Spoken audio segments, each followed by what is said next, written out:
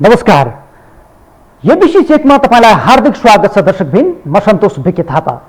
अमेरिकी सहयोग परियोजना एमसीसी संसदबाट पारित गर्ने कि नगर्ने चौतर्फी बहस चलिरहँदा त्यसका कुनै पनि पानामा अमेरिकी सेना नेपाल आउने उल्लेख थिएन। तथापि ठूलो समय यही विषयमा खर्च भएको थियो। तर एमसीसीमा उल्लेख नभएर के भयो? एसपीपीमा त उल्लेख रहेछ। एमसीसी सम्झौतामा उल्लेख गर्न नपाएको विषय अमेरिकाले एसपीपी सम्झौतामा उल्लेख गर्दैछ।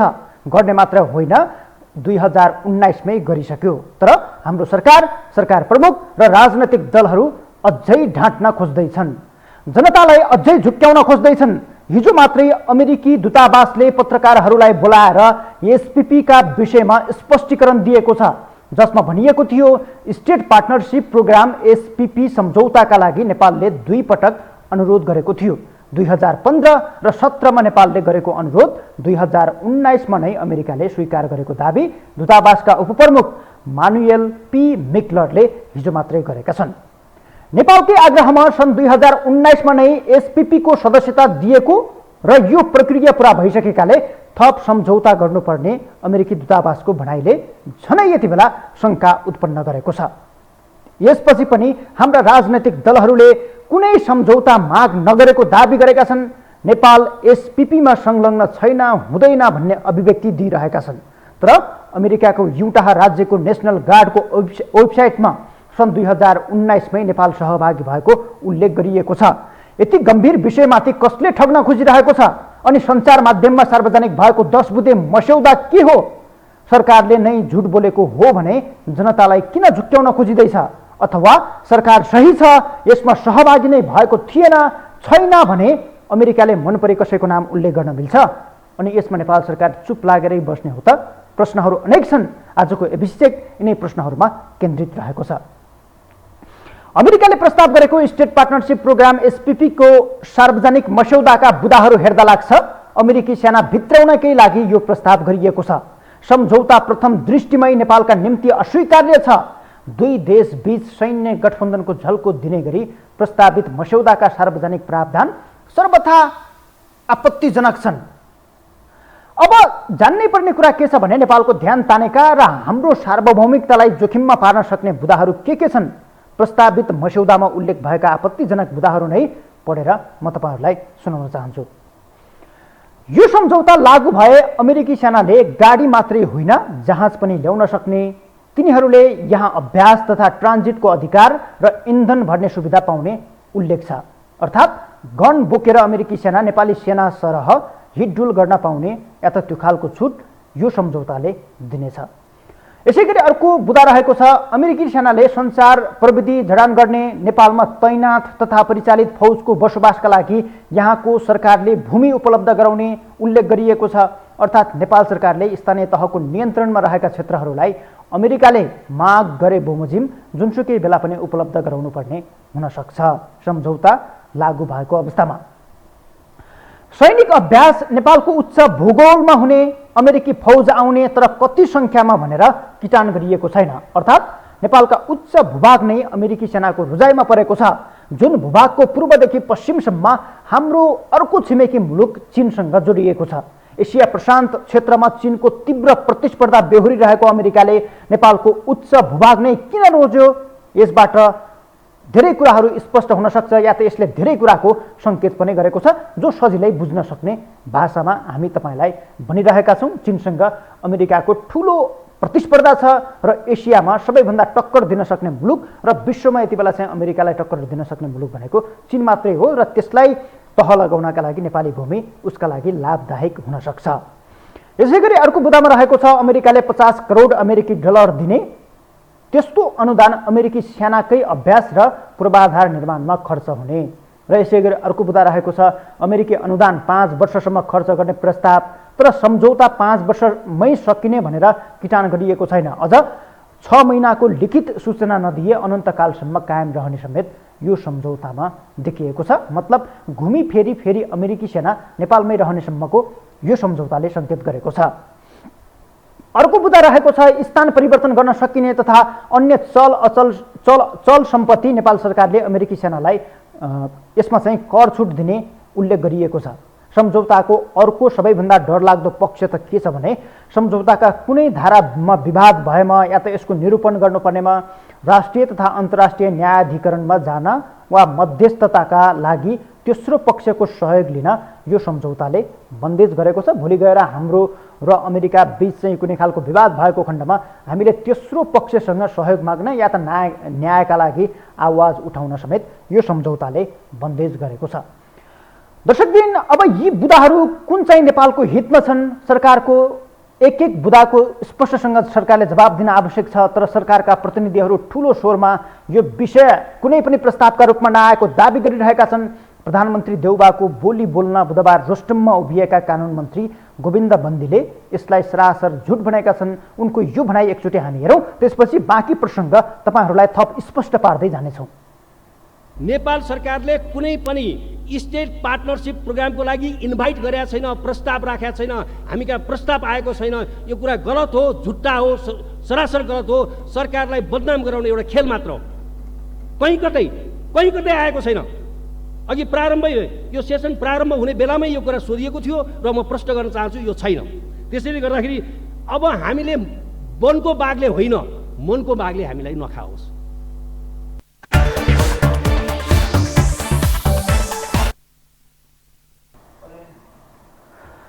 तर फेरि प्रधानमन्त्री देउबाकै दल नेपाली कांग्रेसका महामन्त्री गगन कुमार थापाले यस्तो विषय सार्वजनिक भएको र कुनै पनि हालतमा सम्झौता नगर्न प्रधानमन्त्री देउबालाई सचेत गराएका छन्। उनले संसदमै आएर प्रधानमन्त्रीले जवाब दिनुपर्ने माग हिजो मात्रै गरेका थिए। तर कानुन मन्त्री बन्दीले कुन तरिकाले यसलाई ठाडै अस्वीकार गरेका हुन्, यसले सरकारमाथि झनै आशंका उत्पन्न गराएको छ। यसै पनि प्रधानमन्त्री देउबाले गैर सांसद रहेका बन्दीलाई केही महिना अघि मात्रै अधिवक्ताबाट टपक्क टिपेर मन्त्री बनाइदिएका थिए। त्यसकै पैँचो तिर्न बन्दीको यो अपत्यारिलो र पत्याउनै मुस्किल पर्ने खालको बोली आएको हुनसक्छ भनेर विश्लेषण गर्न फरक पर्दैन। अब गगन थापाले समेत जवाब दिनुपर्ने बेला भएको छ। एमसीसी पारित गर्न भूमिका खेलेका उनले अमेरिकी सेना आउने वातावरण बनेको खण्डमा आफूलाई थानकोट कटाउन सार्वजनिक अपिल नै गरेका थिए। तर अहिले अमेरिकी सैन्य प्रस्तावले थापालाई समेत सशङ्कित बनाउने काम गरेको छ। नपत्या उनको यो भनाइ एकचोटि हेरौँ। प्रधानमन्त्री मेरो पार्टीको सभापति पनि हुनुहुन्छ। यो पार्टीको निर्णय पनि यही हो, हाम्रो पोजिसन पनि यही हो। नेपाल यस्तो खालको सामरिक स्वार्थ भएको कुनै पनि कुरामा न कहिले भएको थियो, न कहिले हुन्छ। त्यसैले म के मान्दछु भने सम्माननीय प्रधानमन्त्रीको पनि म आग्रह गर्न चाहन्छु, आजै यो बैठकमा आएर सम्माननीय प्रधानमन्त्रीको तर्फबाट सम्माननीय प्रधानमन्त्री आफैले यस्तो प्रकृतिको सम्झौता अमेरिका के चाहन्छ त्यो उसको नेपालले गर्दैन, हुँदैन, उहाँको आफ्नो शैलीमा हुँदैन गर्दैन भन्नुभएपछि यस विषयमा उठेका आशंकाहरू, यस विषयमा उठेका संशयहरू, भ्रमहरू, भयहरू सबैको पुवालहरू बन्द हुन्छन्।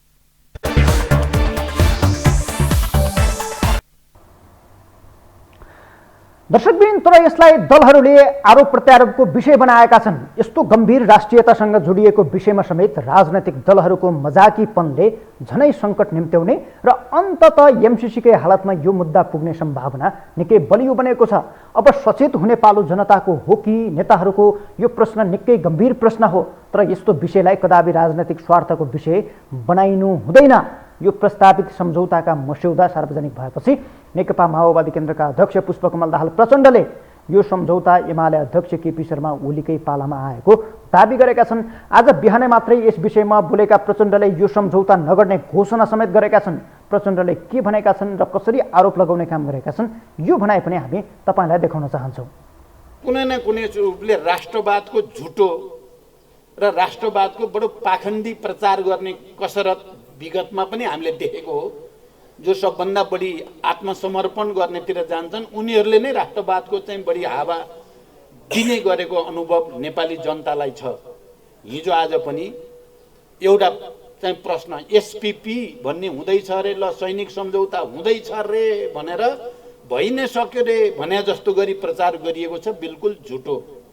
म गठबन्धनको एउटा नेताको हैसियतले र प्रधानमन्त्रीसँग र गठबन्धनमा हाम्रो भएको छलफलमा त्यस्तो कुनै सम्झौता भएको छैन।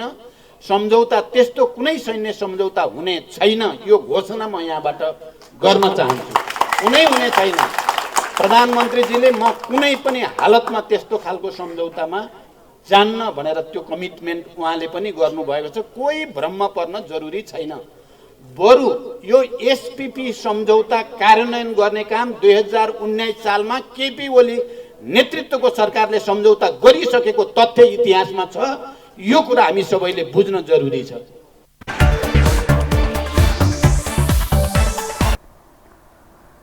माओवादी अध्यक्ष प्रचण्डको भनाइअनुसार यो सम्झौता 2019मै केपी ओली नेतृत्वको सरकारले गरेको थियो। त्यति बेलाका रक्षा मन्त्री थिए एमालेका वरिष्ठ उपाध्यक्ष ईश्वर पोखरेल। तर पोखरेलले आज मात्रै संसदमा बोल्दै दाबी अस्वीकार गरेका छन्। उनले उल्टै गठबन्धनको सरकारमाथि आरोप लगाउने काम गरेका छन्।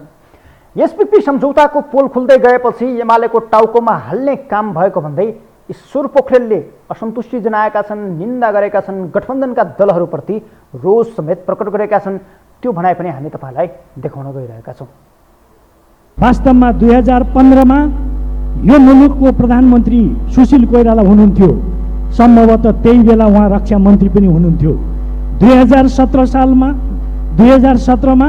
त्यसबेला प्रधानमन्त्री शेरबहादुर देउवाजी हुनुहुन्थ्यो। रक्षा मन्त्रालय कसले चलाएको थियो शेरबहादुरजीले राम्ररी बुझ्नुहुन्छ।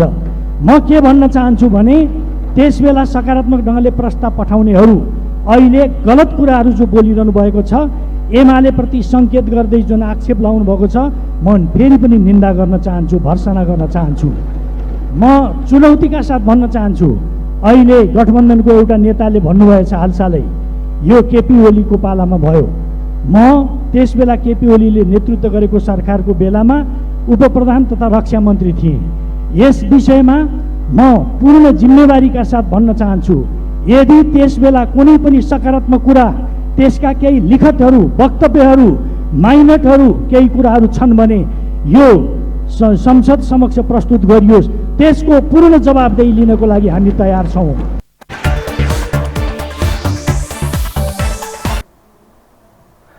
दर्शकबिन, यस्तो गम्भीर विषयमाथि समेत राजनैतिक दलहरूको आरोप प्रत्यारोपको यो श्रृङ्खलाले निकै अनिष्टको सङ्केत गरेको छ।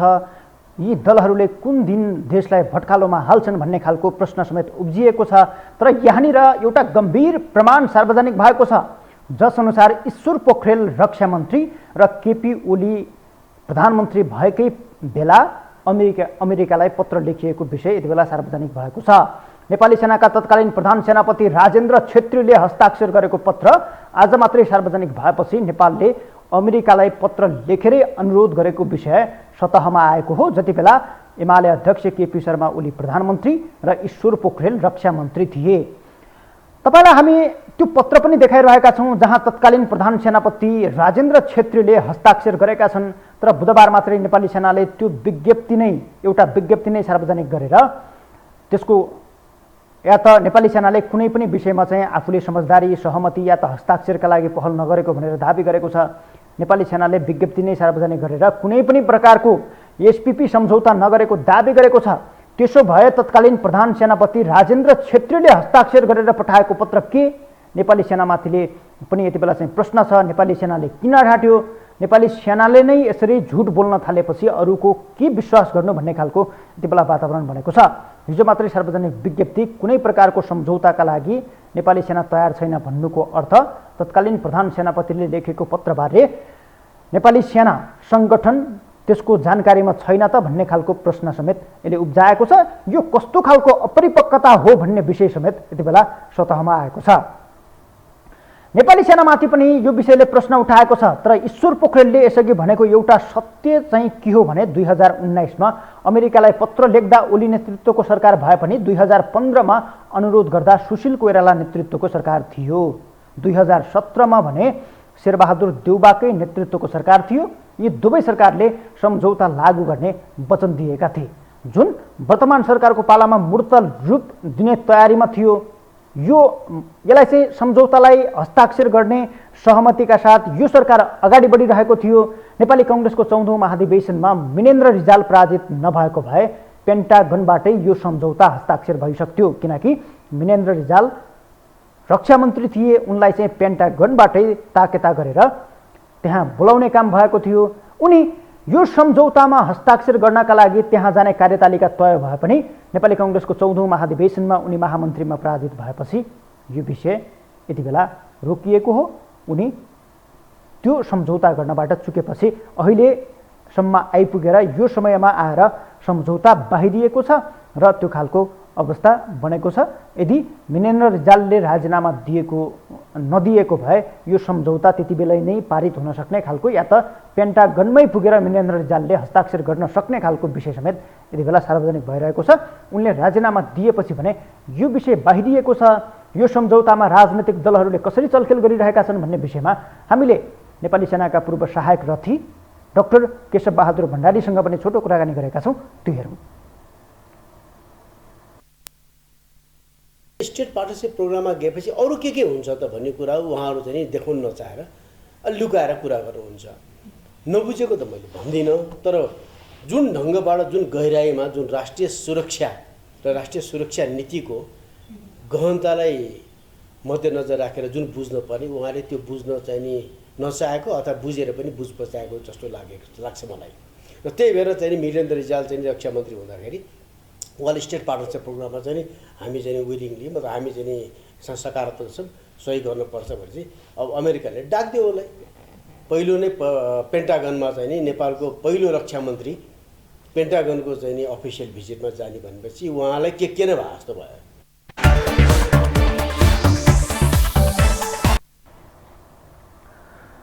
यो विषयलाई राजनैतिक नेतृत्वबाट यतिसम्म गोल चक्करमा पारिएको छ कि जनतालाई झुक्क्याउने बाहेक अरू कुनै पनि काम भएको छैन।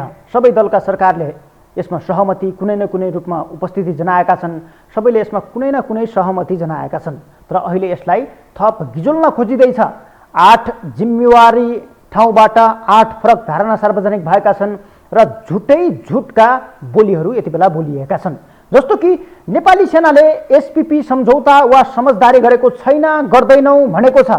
परराष्ट्र मन्त्री नारायण खड्गाले कुनै सैन्य गठबन्धन नभएको र विशुद्ध पार्टनरसिप मात्रै भएको बताएका छन्। नेकपा माओवादी केन्द्रका अध्यक्ष पुष्पकमल दाहाल प्रचण्डले केपी ओलीकै पालामा सम्झौता भएको दाबी गरेका छन्। एमाले वरिष्ठ उपाध्यक्ष ईश्वर पोखरेलले एमालेको पालामा गरियो भन्नु खेदजनक रहेको भन्दै त्यसबाट पन्छिन खोजेका छन्। अनि एमालेकै उपमहासचिव प्रदीप गेवालीले प्रस्ताव आएको तर ओलीको पालामा होल गरिराखिएको दाबी गरेका छन्। नेकपा एकीकृत समाजवादीका अध्यक्ष माधव कुमार नेपालले भने प्रचारको आधारमा भावनामा बग्नुहुन्न भन्ने खालको अभिव्यक्ति दिएका छन्। यी सबै दाबीमाथि भारी अभिव्यक्ति अमेरिकी दूतावासले दिएको छ। उसले 2019मै सदस्यता दिएको दाबी गरेको छ। अब बोल्ने पालो सरकारको हो। यति धेरै विषय सार्वजनिक भइसकेपछि पनि प्रधानमन्त्री देउवाले संसदको रोस्टममै उभिएर जवाब दिनुपर्ने थियो।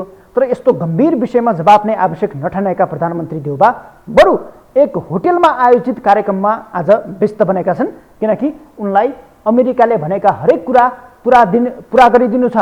संसदमा सांसदहरूलाई प्रधानमन्त्रीबाट जवाबको अपेक्षा थियो, तर देउवा नै त्यो कार्यक्रममा या त संसदमा उपस्थित नभएपछि संसदमा उनको खोजी समेत गरिएको छ। सांसदहरूले उनको कसरी खोजी गरे त्यो पनि हामी तपाईँलाई देखाउँदैछौँ। अब या त सम्मान्य सभामुख महोदय प्रधानमन्त्रीजी चिकित्सा बिरामी हुनुहुन्छ भने कुन अस्पतालमा हुनुहुन्छ त्यो जानकारी पाऊँ। होइन उहाँ विदेश गइसक्नुभयो, यो एसपीपीको सन्दर्भमा अमेरिका जाने कुरा थियो। अब त्यतातिर त अहिले भर्खरै गृहमन्त्रीजीले होइन हामी त्यता जान्नौँ भनेपछि उहाँको त्यो भ्रमण त रद्द भइसकेको हुनुपर्छ। उहाँ कुन देश जानुभयो, यो नेपालमै हुनुहुन्छ कि?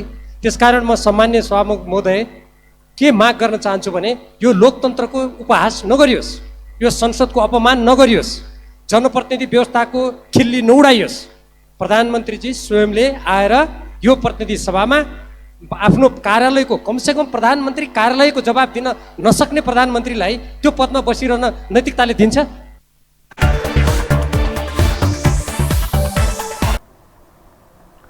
विवाद र आलोचनाकै बीच प्रधानमन्त्रीको तर्फबाट गृहमन्त्री बालकृष्ण खाँडले जवाब दिएका छन्। उनले जवाब चित्तबुद्ध दिएका छैनन्। न उनको जवाब चित्तबुद्ध देखियो न कुनै औचित्यपूर्ण नै देखियो, किनकि संसदमा उभिएर गृहमन्त्री खाँडले फेरि भनेका छन् हामी एसपीपी सम्झौतामा संलग्न भएका छैनौँ, हुने सोच पनि बनाएका छैनौँ। त्यसो भए अहिलेसम्मका सम्झौता, लेखिएका पत्र अनि भर्खरै मात्र अमेरिकी सैन्य अधिकारीले गरेको भ्रमणमा प्रधानमन्त्री देउवाले दिएको वचन र आसन्न असार 28मा हुन सक्ने सम्भावित भ्रमणलाई लिएर यो सम्झौता मूल मुद्दा या त मूल एजेन्डा बनाएर गर्न थालिएको भ्रमण के हो भन्ने विषयमा प्रश्न पारेका छैनन्। खालि गृहमन्त्री बालकृष्ण खाँडले हामीले कुनै संलग्नता जनाएका छैनौँ या त यसमा संलग्न भएका छैनौँ र हुने पनि छैनौँ भन्ने खालको जवाब दिएर कतै सरकार पछि हट्ने सङ्केत गरेको त होइन भन्ने खालको सङ्केत त गरेका छन्।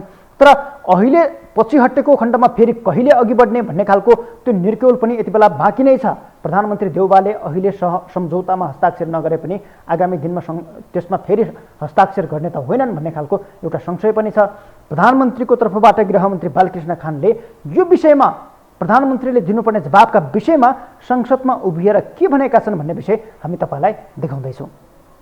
यो एसपिपी चाहिँ नि हामी संलग्न हुँदैन भनिरहेछौँ कि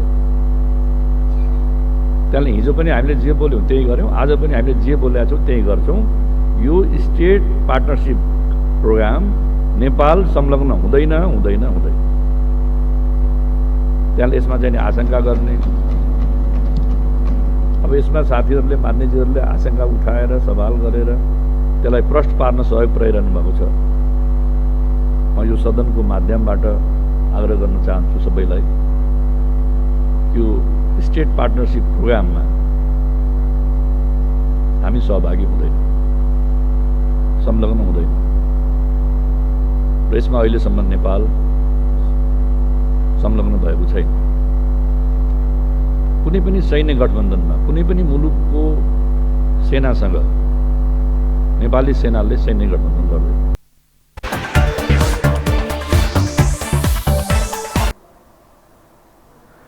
दर्शकबिन, एसपिपी सम्झौताको इतिहास हेर्दा 25 वर्ष अघि अस्तित्वमा आएको थियो।